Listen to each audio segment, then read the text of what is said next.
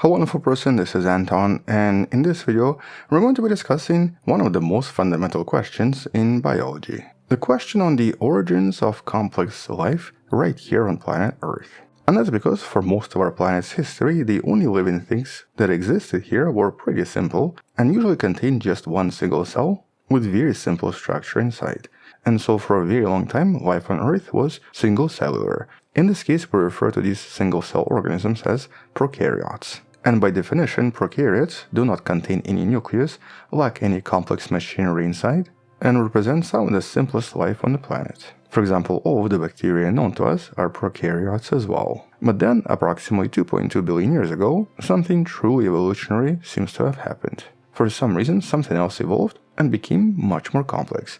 This was the beginning of eukaryotic life. The life that was still single-cellular, but contained a lot of complexity inside, including individual organelles and individual structures inside the cell that allowed this type of life to now produce something even more complex.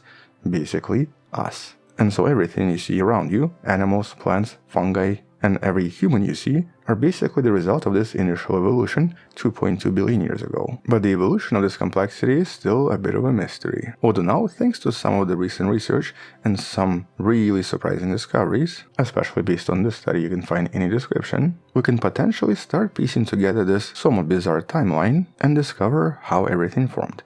But in this video, we're going to be discussing a discovery of this very specific organism, this strange thing you see right here referred to as Solarion arienae, that was discovered completely by accident because it seems to be pretty rare. Yet despite of this, it now sheds very important light on the evolution of complex life, especially the time when we acquired mitochondria. The organelles that sometimes are referred to as the powerhouses of the cell, but in reality are just so much more complex.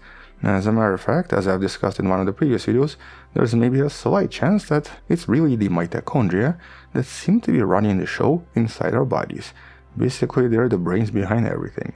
But you can learn about this in one of the videos in the description. Either way, today we're going to focus on this Solarion and try to understand its place in the history of life and how it might have just helped us find this missing link in terms of evolutionary history, because something inside this organism seems to be very unique. Although first we need just a little bit of context so everything makes sense. I need to briefly explain the bacteria and something known as archaea. Now, when I went to school back in the days, every biological textbook usually linked bacteria and archaea under the same umbrella.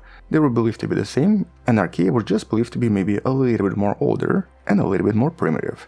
But today we know that this seems to be completely incorrect. Because while archaea resemble bacteria, mostly because they're also single-celled and lack a nucleus, in reality they're way more complex and seem to be way more similar to complex eukaryotic cells, especially in the way they process energy.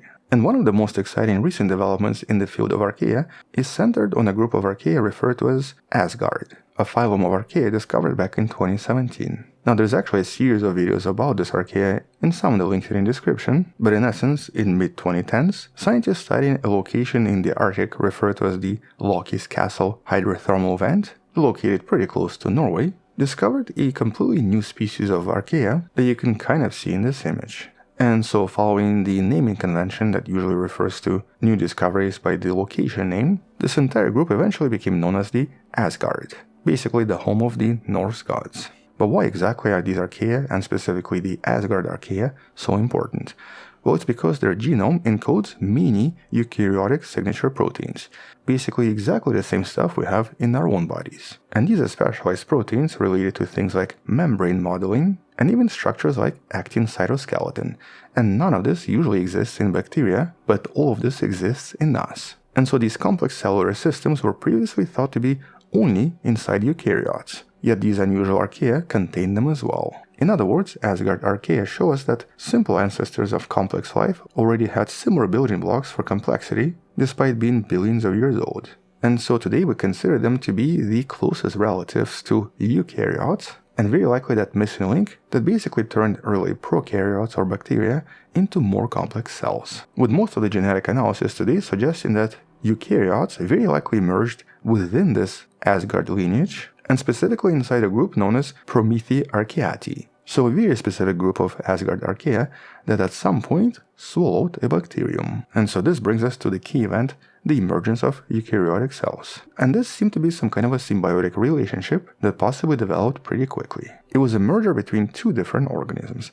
One of them was one of these, most likely an anaerobic Asgard archaeon, eventually incorporating a specific aerobic bacterium that was able to consume oxygen and produce a lot of energy. But here the captured bacterium was not destroyed or digested, and instead started living inside the archaeon, providing energy. And the thing is, not so long ago, I think like 2 years ago, there was a major discovery of this happening in real time in a completely different species using a completely different bacterium.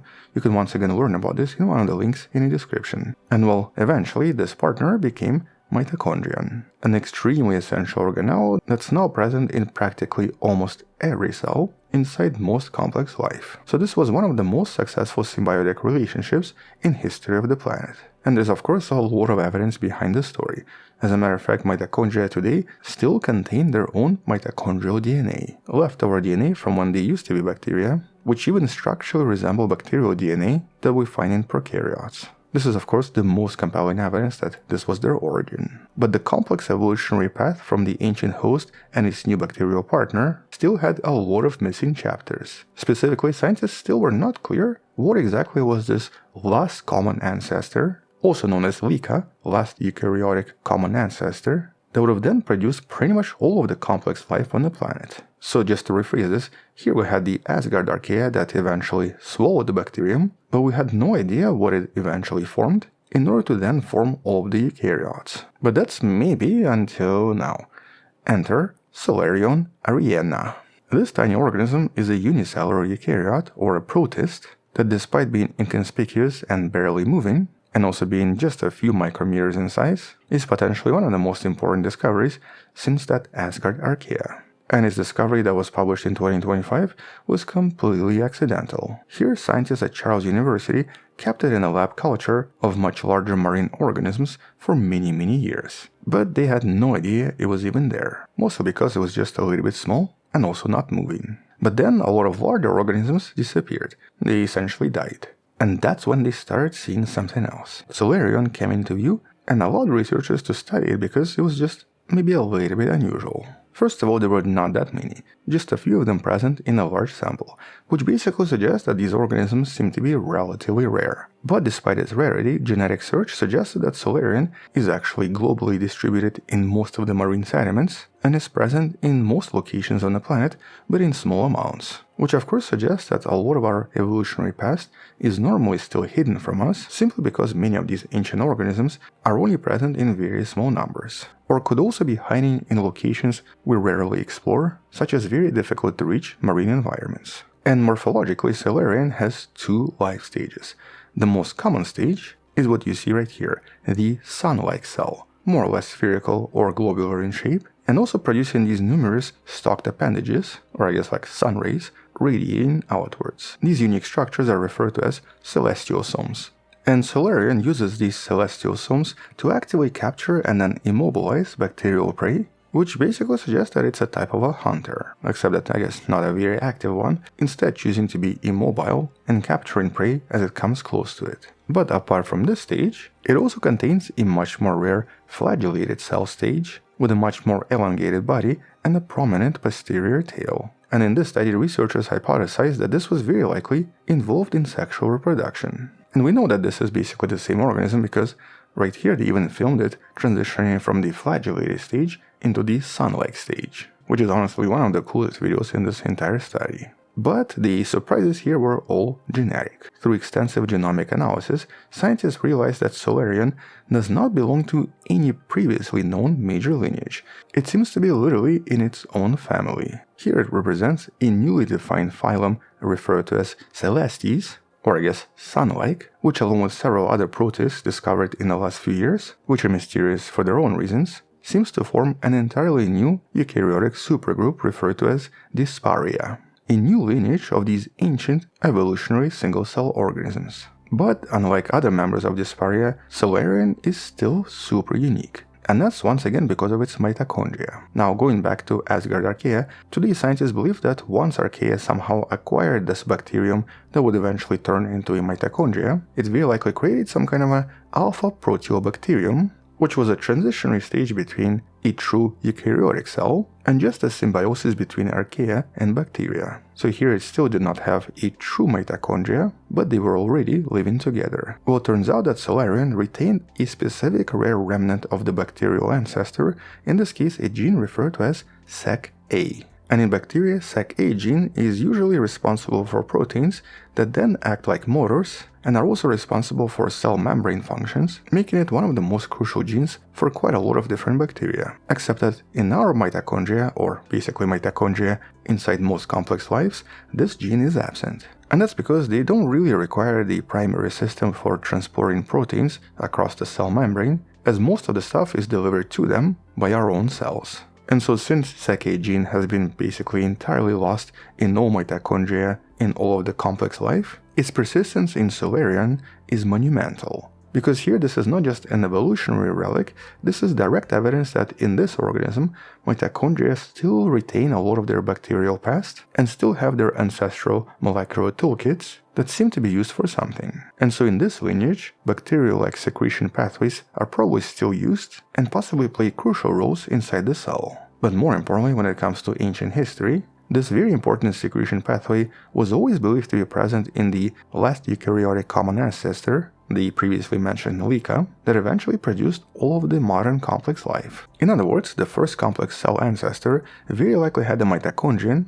that was a lot more bacterial, just like inside the cell here. And though this gene and the protein were eventually lost in other life, for some unknown reason, Solarion still maintains it, even after 2.2 billion years. But this also suggests that this LECA, or this last ancestor of all complex life, also contained a similar mitochondrion that was most likely more bacterial than we previously thought. With the new mystery being, okay, so why exactly does Solarion, or its mitochondrion, still dependent on this particular protein and this gene, but pretty much most other complex life evolved to exist without it? So basically, why did all other eukaryotic lineages lost the gene, yet not this particular organism? Well, we don't really have any answers yet, but even here we know that this particular gene and the protein is not exactly the same as inside bacteria. It does have a few modifications. For example, one of the modifications suggests that it seems to be anchored into the inner mitochondrial membrane, possibly compensating for something else that was lost during evolution, but its core domains, the parts needed for binding and for motoring, seem to be completely intact, once again suggesting that this is indeed an ancient evolutionary relic. And so here we have this new chapter to add to the book of evolution of complex life on the planet. For example, previous studies on Asgard archaea discovered that the bacteria they very likely swallowed possibly possess genes that were already able to produce very complex structures inside. Specifically, they contain genetic machinery like rudimentary cytoskeleton that allow them to manage the internal structure of the bacterium and create complexity inside the cell over time. This was potentially the main reason why the symbiosis worked so well, because instead of being digested, this bacterium started to create structures inside the archaea, making the cell more efficient. But the discovery of Solarion arienae fills a major gap in the story. It's helping us understand the internal machinery of this newly captured symbiont, or this bacterium basically, because the presence of this particular gene tells us that the initial mitochondrion was extremely similar to its free-living bacterial ancestor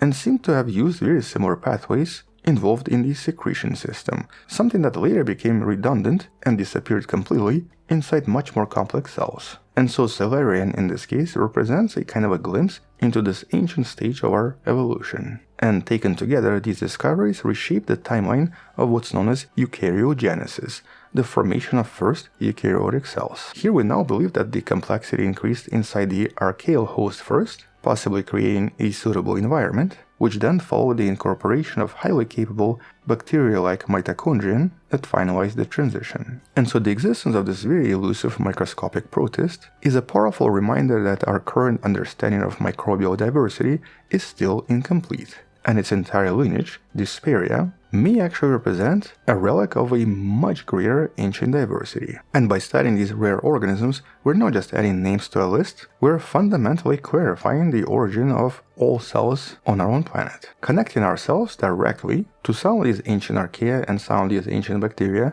that existed over 2 billion years ago. Something that was completely impossible to visualize just a decade ago, because none of this was known back then. And so as we continue unraveling this story and as we add more chapters to this book, we'll discuss some of the future discoveries in some of the future videos. Until then, check out some of the previous videos in the description. Thank you for watching, subscribe, come back tomorrow to learn something else, support this channel on Patreon where you can find additional videos without any ads and can DM me directly, or by joining channel membership that grants you early access.